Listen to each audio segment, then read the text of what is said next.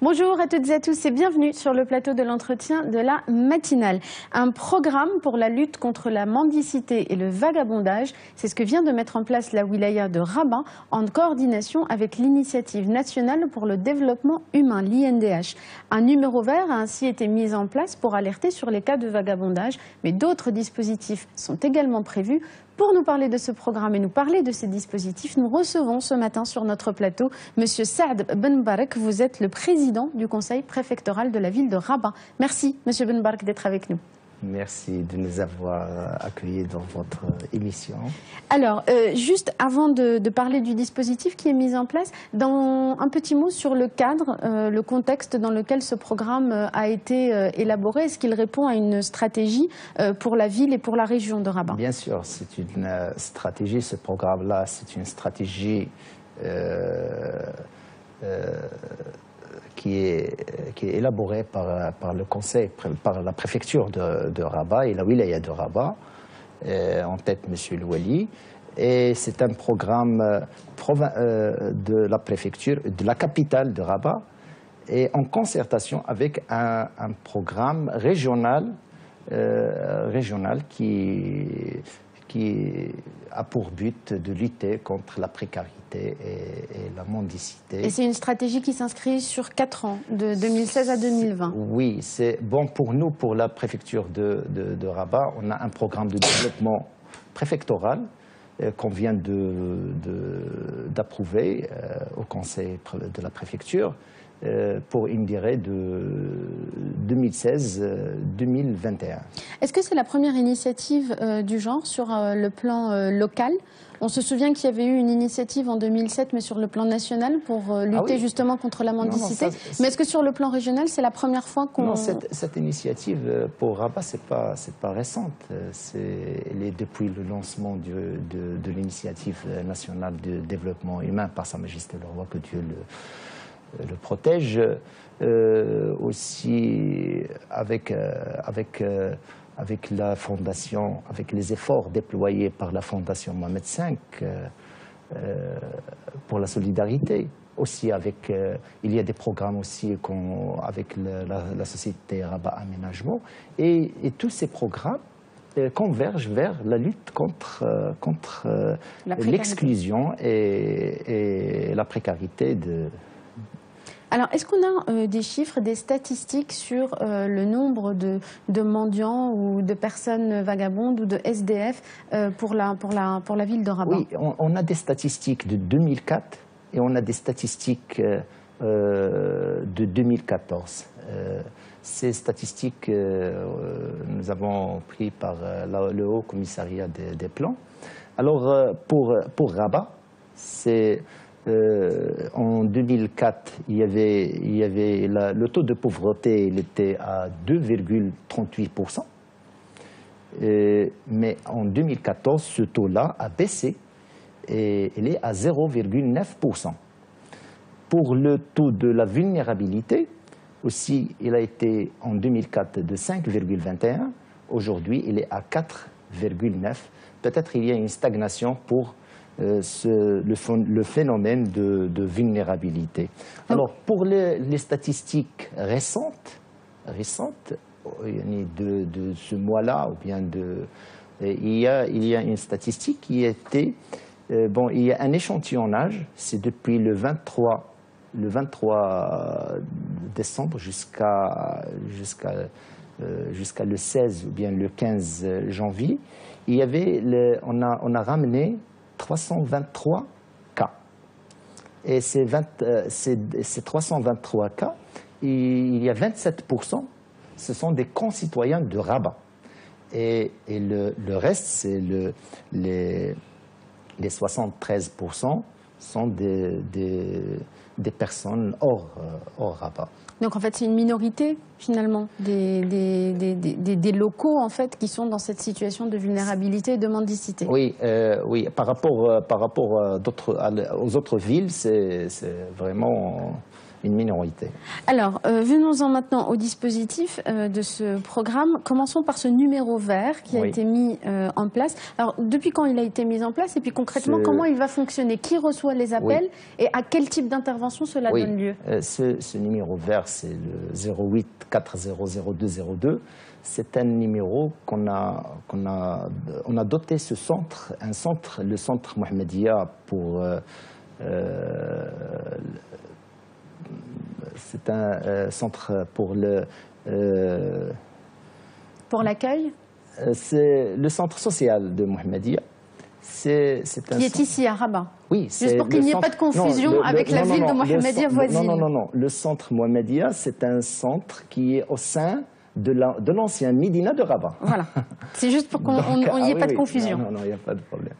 Alors, ce numéro vert, on veut que de faire participer les concitoyens pour lutter contre ce phénomène. Le phénomène de la mendicité, le phénomène de vagabondage. Alors, ce phénomène-là, c'est un phénomène que vous le savez, grossissant jour après jour, mais on veut que le citoyen ne reste pas seulement un observateur, mais on veut qu'il agisse aussi, qu'il agisse... Alors, qui reçoit les appels? C'est ce les centre appels, que vous venez d'évoquer ou c'est la préfecture? Non, c'est le centre d'appel. Le numéro, il y a un centre d'appel au sein du centre Mohammedia. Qui reçoit ces appels. Et ensuite, qui intervient concrètement sur le terrain? Alors, il y a des unités mobiles.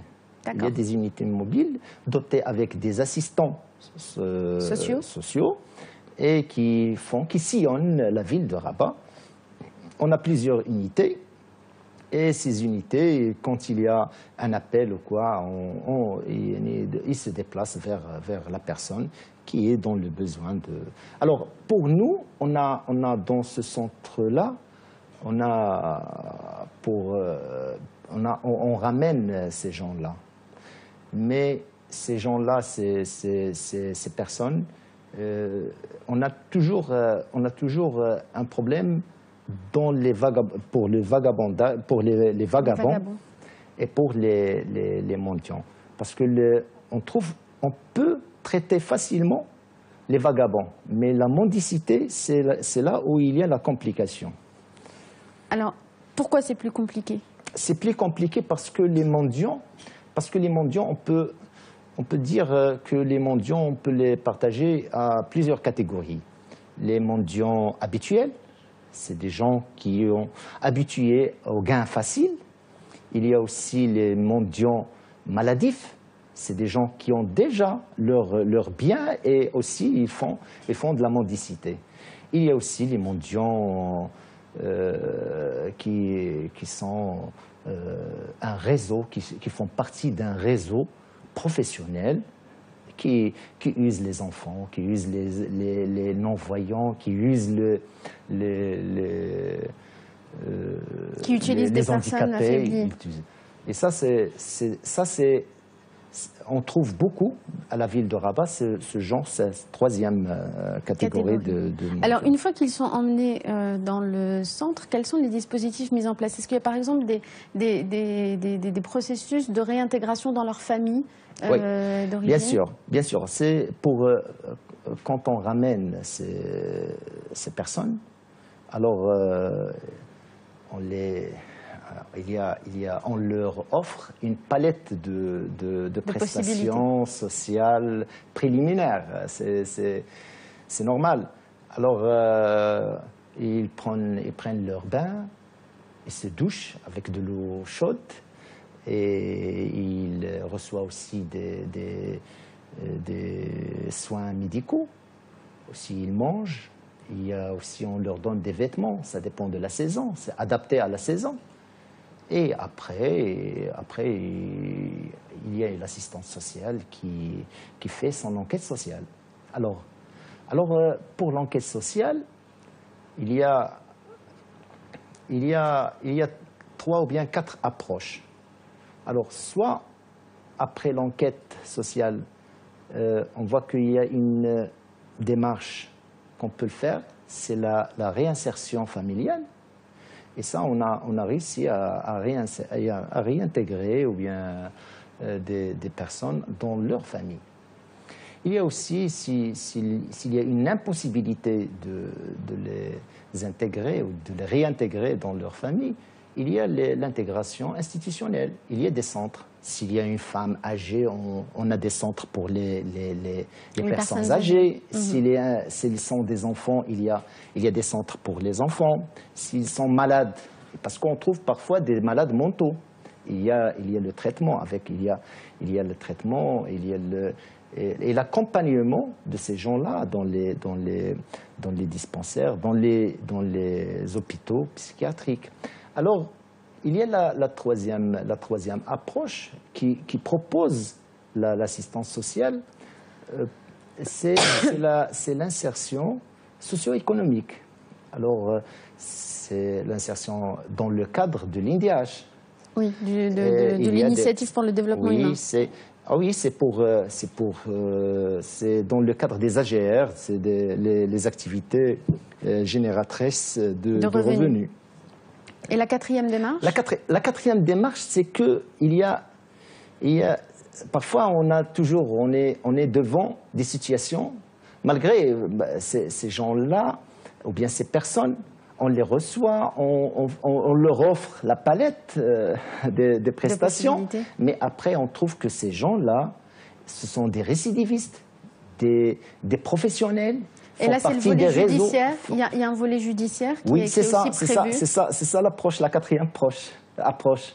C'est que quand on trouve, parce qu'on constitue aujourd'hui une base de données dans ce centre-là. Donc, la personne qui vient une fois ou bien deux, ça y est, c'est affiché. Donc, il y a le recours en justice. Le recours en justice pour les gens qui font partie des réseaux qui usent les bébés, qui usent les... Donc il y a aussi le volet répressif, il y a le volet accompagnement, réinsertion, et puis il y a aussi le volet répressif pour les personnes identifiées comme récidivistes, faisant de ça un métier. Alors, parce qu'on arrive bientôt à la fin de cet entretien, il y a aussi un volet sur la sensibilisation. Dans le cadre du dispositif, il y a ce numéro vert, il y a un comité de pilotage dont on n'a pas eu le temps de parler pour accompagner justement la mise en place du programme. Et puis, il y a une campagne de sensibilisation et d'information. C'est important aussi, ce volet, dans la gestion de ce phénomène de la mendicité? Alors, bien sûr, le comité de pilotage, c'est un comité qui est constitué par des élus, par des gens de la Sûreté nationale, c'est la wilaya de Rabat et des associations. Donc à la fois les acteurs institutionnels et la société civile. Oui, c'est très important d'insérer ou bien d'intégrer la société civile dans ce domaine-là. Donc pour le comité de pilotage, bien sûr qu'il était créé par un arrêté gouvernemental. Ça fait le 1er décembre 2016. Alors, on voit qu'il a donné beaucoup de satisfaction aujourd'hui. Alors, la communication, on a fait beaucoup de réunions avec la société civile, on a fait des séminaires, pour sensibiliser les associations et comment profiter de ce centre pour lutter contre ce phénomène. Merci beaucoup, Monsieur Benbarg, d'avoir été avec nous ce matin. Je rappelle que vous êtes le président du conseil préfectoral de Rabat. Et puis surtout, on rappelle ce numéro vert mis en place pour alerter et signaler les personnes en situation de vagabondage ou de mendicité sur la ville de Rabat. Le numéro 0800 000 202. Voilà, merci encore. Merci encore. Merci à vous tous et à vous toutes de nous avoir suivis. Restez sur Média TV. Tout de suite, la suite des programmes. Je vous souhaite une très bonne journée à tous et à toutes.